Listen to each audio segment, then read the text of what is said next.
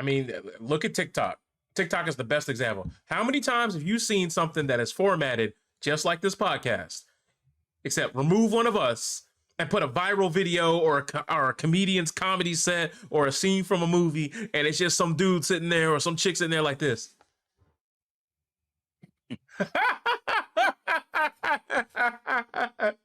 And that goes on for some time, and it goes, whoo, man, whoo. Oh, Cat Williams sure is funny. Hey, remember to hit the heart, follow, and we'll be back with more comedy. Oh, and it's like the worst one where someone like just takes someone's video, they do like a stitch. Yeah, stitch is what it's called, right? Yeah, they do a stitch and then they're just like, oh yeah, the point up. Oh my god, what it be getting me hot? That be getting me so hot, bro.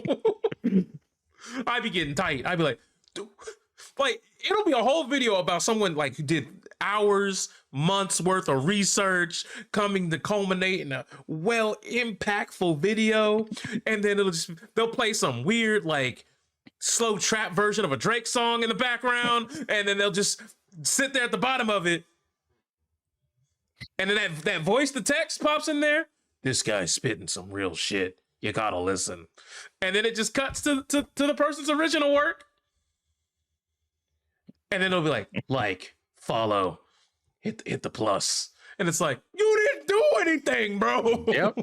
That, like, look, being a fraud is so easy and profitable on platforms like TikTok because they don't give a fuck about like what you're uploading. They just give a fuck about people paying attention to it. So why wouldn't you just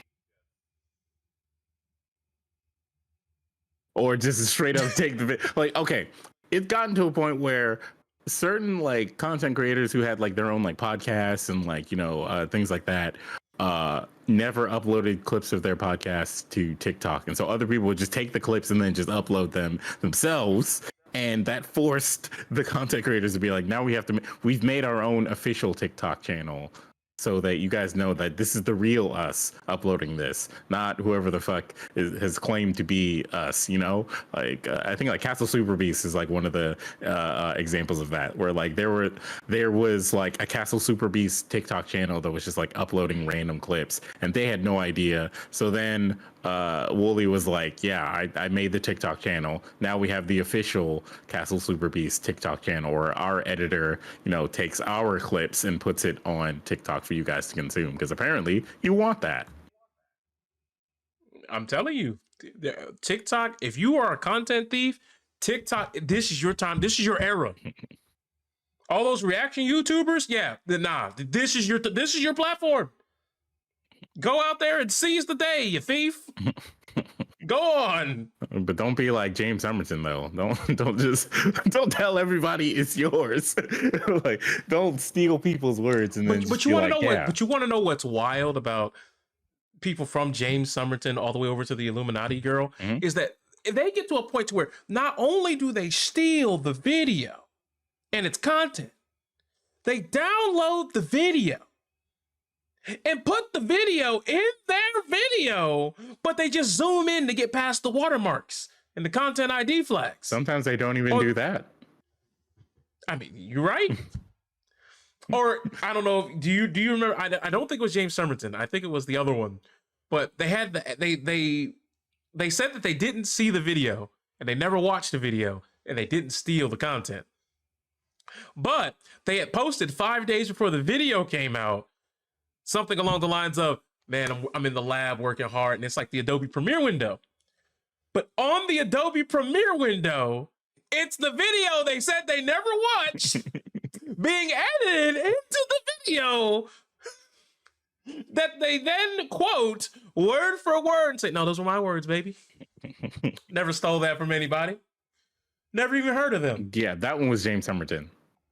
Okay, that was like how are you that inept? It should be physically impossible for you to be that incompetent at the only thing you know how to do.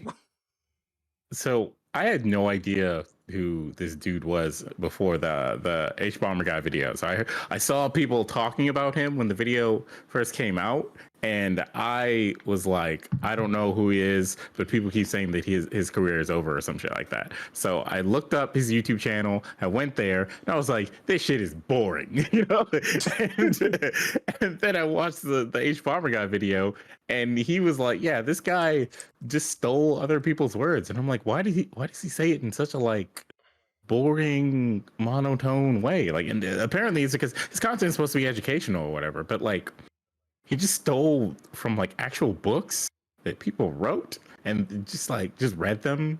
And there's a like, it got me thinking there's a market for that, you know, like you could literally just read books on YouTube and people will watch it because it's still more engaging to some people than having to actually take the paper and do this, you know. So he could have just marketed his content as like, I'm reading these books so that you can get the educational content out of it. And maybe there's some you know, copyright things related to it that he didn't want to like approach with that, but that would have been worlds better than just stealing other people's work and like making this weird amalgamation of like bullshit and then saying like, yes, I am the most brilliant scholar and my videos are so amazing and people, you know, love me as a reputable source. And it's like, nah, bro. It's like don't ever use the word source on yourself because you didn't cite any of the things you stole. So I mean, hey, it is what it is.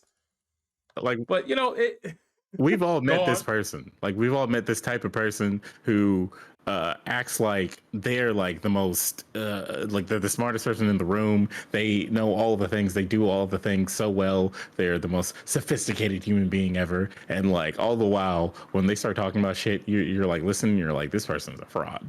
Like 100% a fraud. Like they're sometimes you just have to let these people talk themselves into their own corner because they'll get in the coffin. Right. You don't have to do anything. They will put themselves in the coffin, nail it shut, and then when it's shut and in the ground, 6 feet under, dead to rights, you be like, so did you learn your lesson? They be like, what are you talking about? I ain't in no coffin.